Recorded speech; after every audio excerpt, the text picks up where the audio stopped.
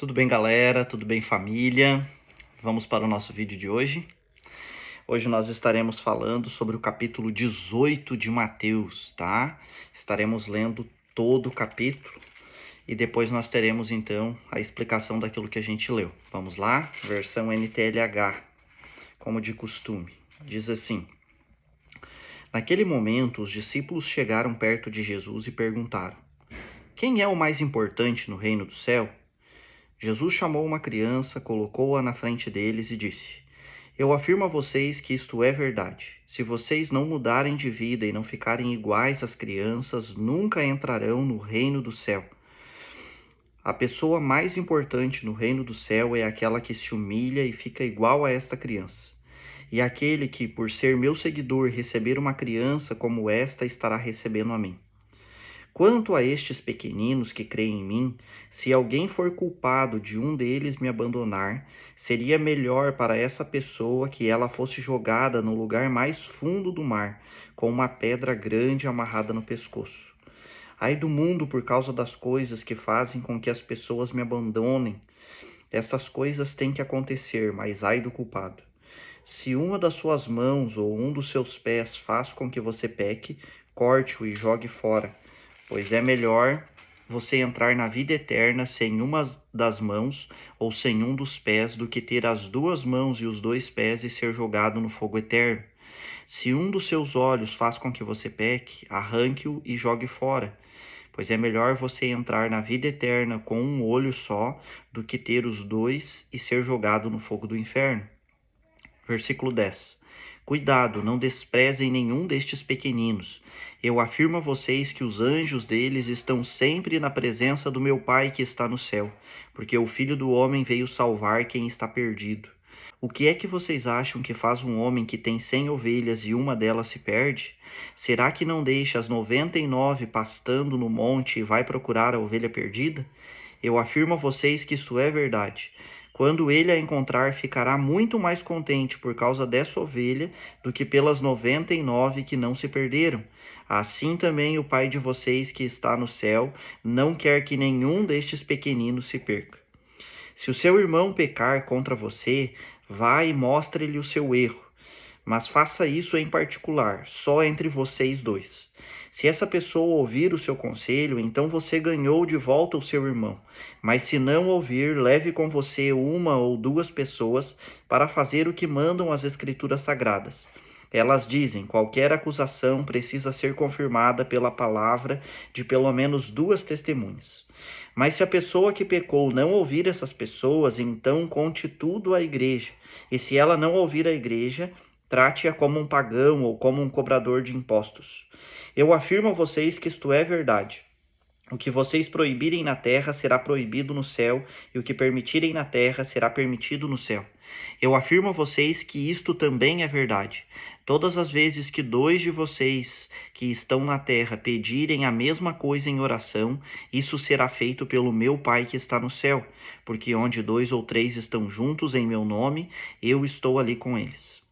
Então Pedro chegou perto de Jesus e perguntou: Senhor, quantas vezes devo perdoar o meu irmão que peca contra mim? 7 vezes? Não, respondeu Jesus. Você não deve perdoar 7 vezes, mas 77 vezes. Porque o reino do céu é como um rei que resolveu fazer um acerto de contas com os seus empregados. Logo no começo trouxeram um que lhe devia milhões de moedas de prata, mas o empregado não tinha dinheiro para pagar. Então, para pagar a dívida, o seu patrão, o rei, ordenou que fossem vendidos como escravos o empregado, a sua esposa e os seus filhos, e que fosse vendido também tudo o que ele possuía. Mas o empregado se ajoelhou diante do patrão e pediu: Tenha paciência comigo, e eu lhe pagarei tudo ao Senhor. O patrão teve pena dele, perdoou a dívida e deixou que ele fosse embora. O empregado saiu dali e encontrou um dos seus companheiros de trabalho, que lhe devia 100 moedas de prata. Ele pegou esse companheiro pelo pescoço e começou a sacudi-lo, dizendo: Pague o que me deve. Então o seu companheiro se ajoelhou e pediu: Tenha paciência comigo e eu lhe pagarei tudo. Mas ele não concordou. Pelo contrário, mandou pôr o outro na cadeia até que pagasse a dívida. Quando os outros empregados viram o que havia acontecido, ficaram revoltados e foram contar tudo ao patrão. Aí o patrão chamou aquele empregado e disse: Empregado miserável, você me pediu e por isso eu perdoei tudo o que você me devia. Portanto, você deveria ter pena do seu companheiro como eu tive pena de você. O patrão ficou com muita raiva e mandou o empregado para a cadeia a fim de ser castigado até que pagasse toda a dívida. E Jesus terminou dizendo: É isso que o meu Pai que está no céu vai fazer com vocês, se cada um não perdoar sinceramente o seu irmão. Até aí.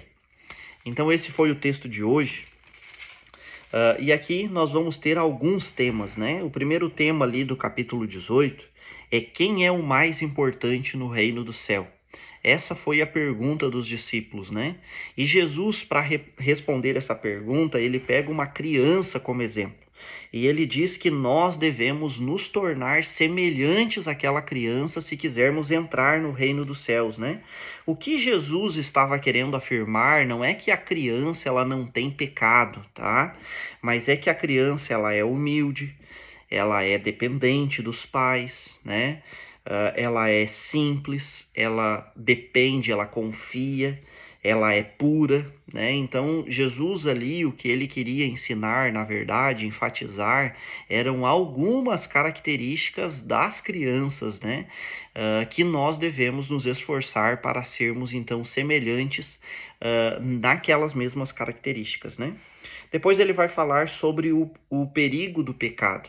E ele vai falar sobre isso tendo em vista também aqueles pequeninos, aquelas crianças, né? E ele vai dizer então que ele vai dizer que se alguém for culpado de fazer com que um daqueles pequeninos pequem, seria melhor para aquela pessoa que ela morresse antes de fazer um daqueles pequeninos pecarem, né? Os pequeninos ali podem, obviamente, estar se referindo àquelas crianças, mas não somente isso, né? Os pequeninos ali podem se referir também a novos convertidos, pessoas que estão chegando na fé, que são, entre aspas, crianças na fé, né? Ou pessoas que são simples na sua fé, né? E depois, então, no versículo 8 ali, ele vai falar, né, no 8 e no 9, ele vai falar algo que eu já falei nos vídeos anteriores, né, que se alguma coisa nos faz pecar, ali ele usa, né, como exemplo, os membros do nosso corpo, é melhor cortar e lançar fora, do que ter aqueles membros e ir para o inferno. Obviamente aqui isso não é algo literal, né, Jesus não está querendo dizer que nós devemos, obviamente, cortar, né, literalmente, um membro do nosso corpo. O que ele está querendo trazer é uma seriedade referente ao pecado, nos ensinando a sermos radicais quanto coisas que nos levam a pecar, que é melhor nós excluirmos estas coisas da nossa vida, né? Depois, então, ele vai falar sobre o coração do bom pastor, né?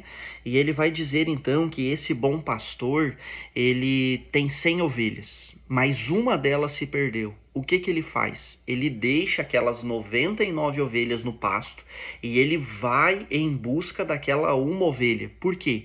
Porque para ele todas as ovelhas são importantes. Então, quando ele encontra aquela ovelha, ele se alegra mais por ela do que pelas 99. Não porque as 99 não são importantes ou porque aquela é mais importante do que as 99, mas é porque naquela situação as 99 estavam a salvo, né? E Jesus é assim, Jesus é esse bom pastor, né? Esse bom pastor que se preocupa com nós, que se preocupa com as suas ovelhas, que nesse caso somos nós, né? Depois ele vai, a partir do versículo 15, então ele vai falar sobre como nós devemos agir quando alguém peca contra nós, né? E a primeira coisa que a gente precisa entender é que ele está falando num contexto de igreja, tá? Então não é como nós devemos agir quando qualquer pessoa pecar contra nós, mas é quando um irmão pecar contra um irmão, tá? Primeira coisa que nós devemos fazer, né, é ir ter com aquela pessoa e corrigir ela, em particular, né? É isso que ele fala no versículo 15, né? Se o seu irmão pecar contra você, vai e mostre o seu erro. Faça isso em particular. Se ele te ouvir, você ganhou o seu irmão. Se ele não te ouvir, leva consigo 2 testemunhas, conforme manda as Escrituras. Então nós teremos um mandamento lá no Antigo Testamento, onde diz, né, que uma acusação ela deve ser feita por mais de uma pessoa, né? Então leve consigo mais alguém, uma ou 2 testemunhas. Essas testemunhas, obviamente, estarão ali para testemunhar a situação, mas para também mediar aquela conversa, né? Conduzir aquele irmão ao arrependimento. Se ele não ouvir as testemunhas, então isso deve ser levado para a igreja. A igreja aqui é no sentido de comunidade de fé, né? Ou seja, a liderança da igreja, não toda a igreja, mas a liderança da igreja precisa então ficar sabendo daquela situação, né? Porque ele não ouviu você, ele não ouviu as 2 testemunhas. Quem sabe então ele ouça, né, o pastor da igreja, quem sabe ele ouça a liderança da igreja, né? Esse é o contexto, tá? Essa é a situação. Então, se ele mesmo assim não se arrepender, não ouvir, então o texto diz que ele deve ser tratado como um pagão ou um cobrador de impostos, tá? Aqui a situação não é tratar essa pessoa mal. Aqui o que Jesus quer ensinar é que esse irmão ele não é cristão, né? Por quê? Porque ele pecou e ele não se arrependeu, mesmo sendo corrigido várias vezes. Então, a atitude que essa pessoa teve é uma atitude de alguém que ainda não conhece Jesus. Então, como nós devemos tratar alguém que não é cristão? Nós devemos apresentar Jesus para ela. Devemos pregar o evangelho para ela, para que ela realmente conheça Jesus e se torne um cristão, né? Essa é a situação, tá? Depois, a partir do versículo 21, então, nós teremos uma pergunta, né, de Pedro: Senhor, quantas vezes eu devo perdoar o meu irmão? E obviamente essa pergunta de Pedro, ela tem a ver com o contexto do irmão que peca contra o outro irmão, né? 7 vezes, pergunta Pedro, e Jesus responde: não 7, né? Mas 77 vezes. Essa é a resposta de Jesus, né? Em algumas traduções estará escrito, né, 70 vezes 7. E depois Jesus então conta uma história, né?